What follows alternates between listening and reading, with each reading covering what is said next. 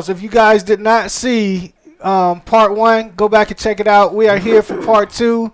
Somebody just caught a cold in between sessions, but that is our one and only, our illustrious Miss Tyler Scary, also known as Kim Roberson Leonard. Put it in it. What? Woo, woo. And to my left, let me see, her right, is Kafira Jenkins Johnson. Kafira, what's your last name? I just got the first one. I just go by Kafira Nicole. So yeah.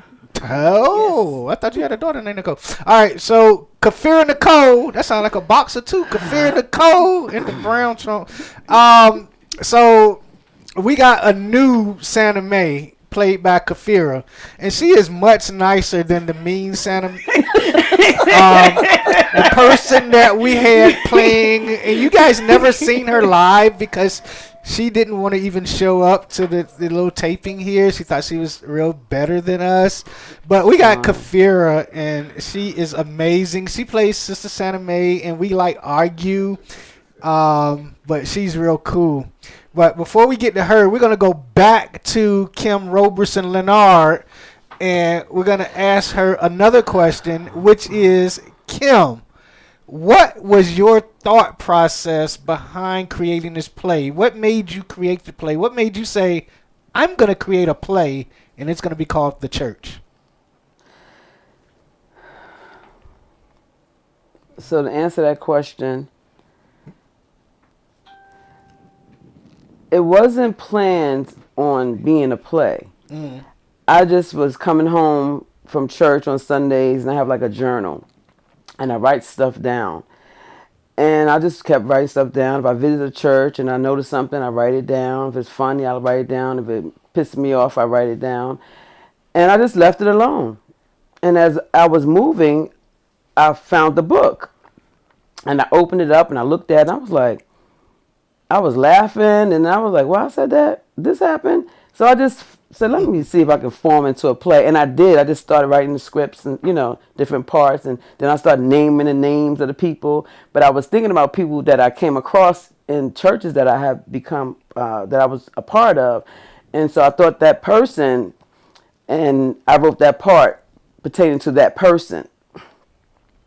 And I named it a different name, of course.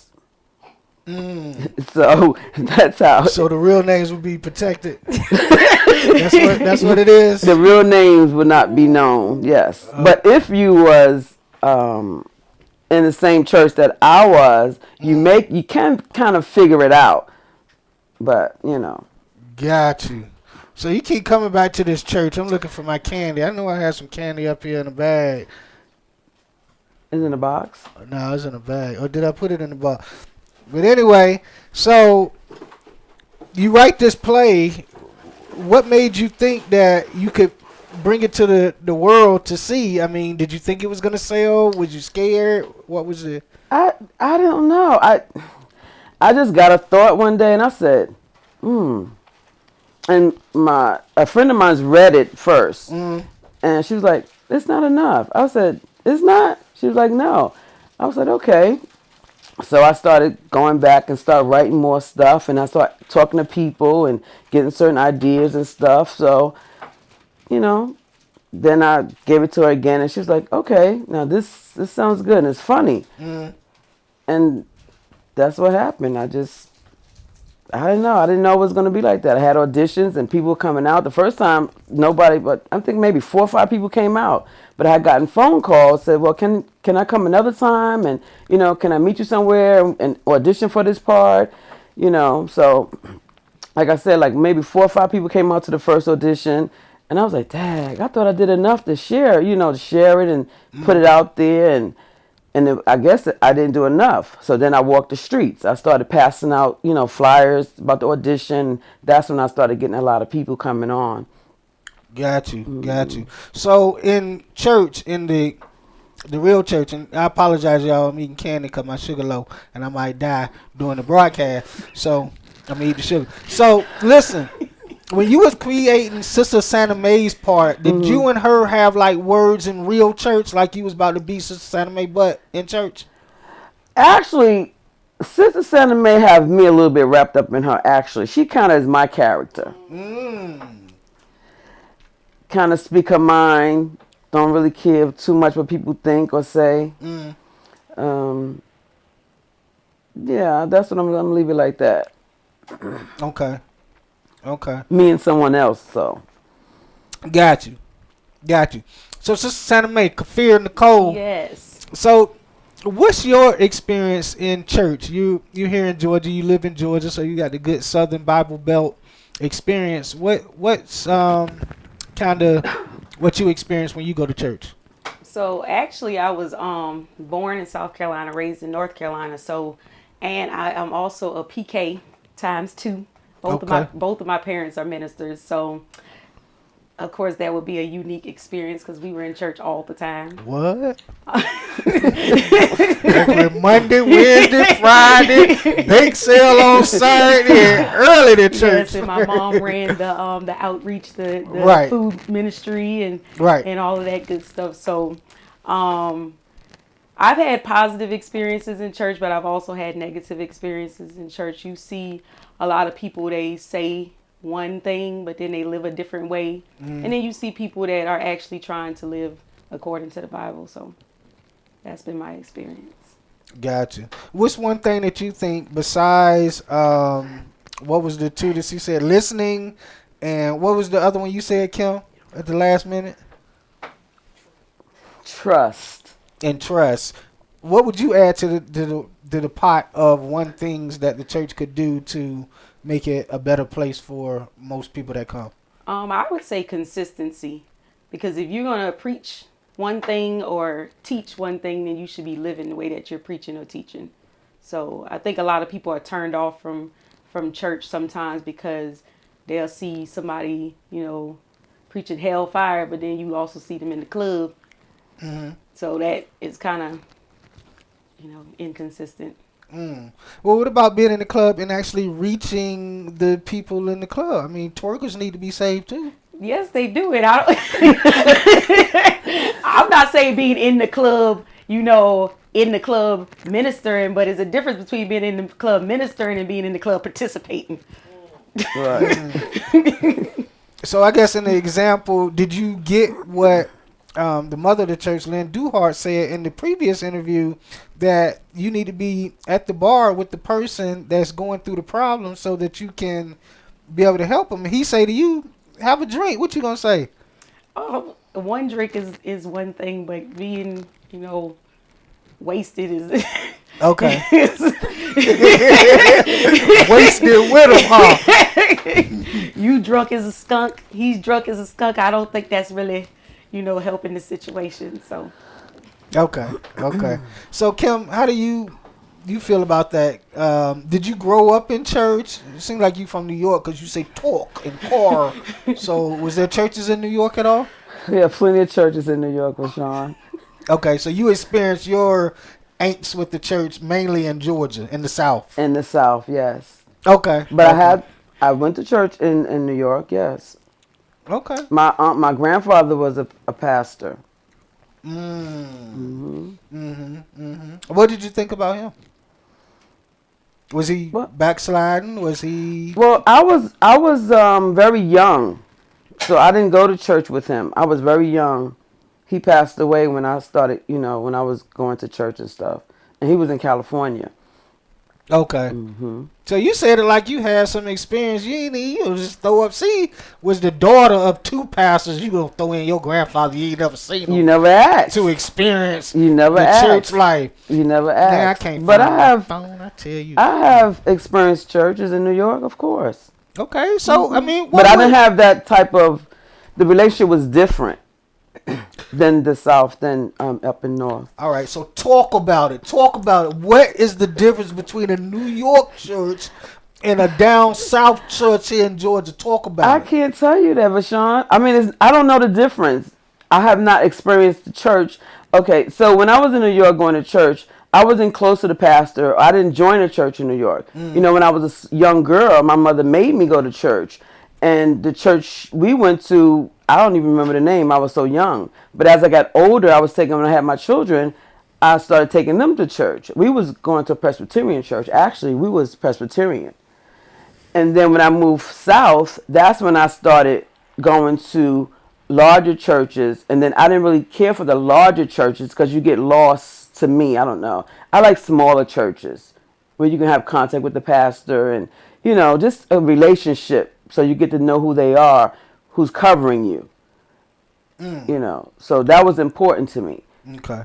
So I'm going to go to Kafira. I'm going to put this question on your mind so you don't get stuck out there like a deer in headlights. But have you been turned off from church? Pause that for a second. Put a pin in that. So, Kafira, 2 parents, pastors, you growing up, is it true, in your opinion, in your reality, that the children of the pastors is often worse than the people's members in the church? Yes. I mean, was you out there getting it? I wasn't personally out there getting it, but I have seen, yes, where the children are worse, and it's mostly because I think it's because the parents are so busy tending to the flock that they kind of forget their own children. My parents weren't like that though. My parents, they're pastors, but they wasn't like, you can't do this and you can't do that. They let us go experience life, so we weren't as wild. The parents that kind of clung to their children, or the ones that were kind of too busy with the church, their children were wild. We were typical teenage wild. We weren't like off the chain wild. Okay, so you did the regular stuff. Yeah. Got you. Okay, Trey, I see you. So the character, Sister Santa Mae, how does that character resonate with you and the people that you've seen in the church? I would say I personally haven't seen a lot of Sister Santa Mae's in the churches I've been in, because most people, they see stuff, but they don't say anything. So Sister Santa Mae is kind of the opposite of what I've experienced in church, because whatever she sees, she's going to say it. So, and I haven't experienced that a lot. Okay. What about gossiping? Did you experience a lot of that? People gossip, yeah. Okay. Okay. Yes. So you're from South Carolina. What part of South Carolina? Beaufort. I was born in Beaufort. What you know about Beaufort, South Carolina? Girl, I got a baby mama in Walterboro. Yeah, I'm actually headed to Beaufort in a minute. There's a saxophone shop there that has a saxophone that I need to get. But anyway, they ain't got nothing to do with it. So Beaufort, so you from the country. Yes, I'm from the country. I'm actually a military brat though. That my mom is from Beaufort, and my dad, he was stationed at Paris Island when they met. So Paris Island, New York. Paris Island in Beaufort. Oh, I'm going through. It ain't but a half a light. Shoot, they turn red and shoot, you dead and then you go. I don't know. You try that like Beaufort, a big city or something. Paris Island. Paris Island, the military base. Oh, okay. I don't know. Okay, then where you moved to hold on, what was that? South Carolina, Beaufort, South. Yeah, where you moved to in North Carolina? Havelock. Nobody knows where that is except the people that were born there. Or the people that are military people. I see why you ain't getting no trouble soon. You had up with 3 people in the whole city. We went 45 minutes to get in trouble. We went out 45. We drove. You just ain't getting caught. She needed a passport to get in trouble with you. Okay, so Kim, your character, Sister Santa Mae, is based off of you. So basically, you at church, you just saying whatever come across your mind. And you think that's good? I don't say exactly what's on my mind. I mean, I can voice my opinion. Opinions like, I don't want to cuss, but, everybody have one. So, few and far, Speaking of cursing, there's a lot of cursing in the play. Everybody's saying the same curse word. Damn. I mean, can we get some other curse words in the play? If you go curse and say, well, y'all do it, we need to change that. One. Now, have you been tainted from the church? Because you said, I can invite you, you'll come. But are you going to be looking at it from the lens of this play all day, every day? No, I don't go to church for that. I go to church to worship. What church you go to now? I don't go to no church. Exactly. But I would frequent, sometimes I would go to certain churches like Rim Church. Remy Martin? RIM, Aura.I.M. Who is Real that? Ministries. Real Inspirational Ministries. Oh, okay. That sounds like a group. No, it's a very good church, very good pastor and first lady. Okay. Okay. When the last time you been there? Maybe I'm not sure. When I get invited, I go. For Sean, it's no special time. If I feel the need to get up and go to church on a Sunday, I will. If I don't, I don't. I have that option. Mm. 14 I notifications. have that Enter. option. Now, But that would be notifications. one of the churches that I would go to when I feel like going to church. Okay. Okay. Hmm. And speaking about feeling like going to church, because we want people to feel like coming to this play. Um, what's the one thing that you want the people coming to view the play? $25 now, $30 at the door. Tickets. What's the one thing you want them to get out of the play? I want them to take away reality, acknowledgement. Some people sit back and they take what their pastor or or what they give them. Sometimes you have to speak out, and so they can understand why you're there. You have that right. I want them to understand that things happen. 15 notifications. Things happen in church, 6 notifications. like I said, that people don't talk about. Sometimes you have to talk about these things. Mm-hmm. You have to. And if you don't, then that's you. You don't have to, but I mean, I'm just saying, I think you should. But I'm only one person. Got you. So, Kafir, what brought you to the play? What attracted you? Was it the role? Did you always want to act like Lynn Duhart to the church, or? I actually, it kind of brought me to it. I was looking for different acting roles. I'm new to the whole acting thing. I just started in January, so I'm relatively new to acting, and this is my first stage play. But I sing, so that's kind of what brought me to the play.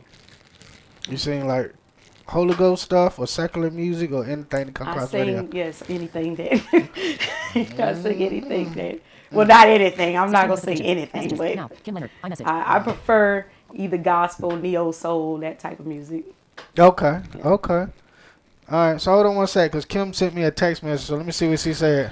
But Sean, stop it. Oh. I'm serious, because I would take this mic off and I would walk off, and I mean it. You did send me a text message. So didn't you? what? That's between you and I, right? I got to read it. Not, you know what? Is it something you want me to ask? No. Oh, okay. Cool. All right. So tickets are $25 in advance, $30 at the door. The play Trey. is July 13th. And Kim, anything else you want them to know about the play? Yes. I want to know, what's your part in the play with Sean? How about that? Let's switch it to you. Let's Right. ask you a question or two. Okay, well, shoot. Break it down, damn player. So my role in the play is Brother John. And Brother John is running a meeting with the church folks. And I am disabled, which I am in real life. So the world says. We all know that the word disabled means not to work, and I do's work. But I am disabled, and I am to speak on what it's like for a lot of disabled people going to church and not being treated with, for lack of a better word, respect. Okay. So when you came to audition did you come audition for this part, or you were chosen for this part? I came and auditioned like twice. I remember you coming to audition one time. So what part did you audition for, and why? It was originally the pastor, and I didn't know it was a call. You were on the prayer line every morning with us, and you said, hey, as a matter of fact, Angela Pratt said, hey, Kim is having a play audition or whatever you call it. Anybody who's interested in being a play, come on out. And I came on out. So I didn't know what part I was auditioning for or any of that.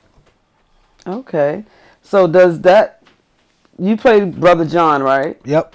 Does that resonate with you? I mean, how does Brother John relate to you in your real life?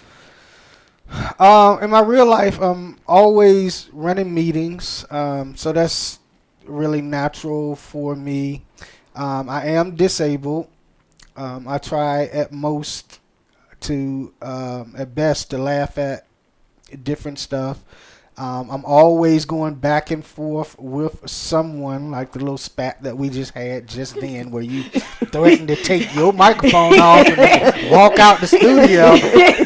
You know what I mean? So I'm used to that. So I think it it resonates with me very, very well. I'm glad that you were able to see that in me and cast me for the part. Yeah, I think you're very funny. You do? Yes. I like the character that you play. You know, even without the character, I find you a very funny man. You know, you're very funny, talented in that way. You have your own company, which is what? Fedora Outlier LLC, FedoraOutlier.com, West Side. You know. Right. Tell us a little bit about that. A little bit about that? Yeah, about your company. All right.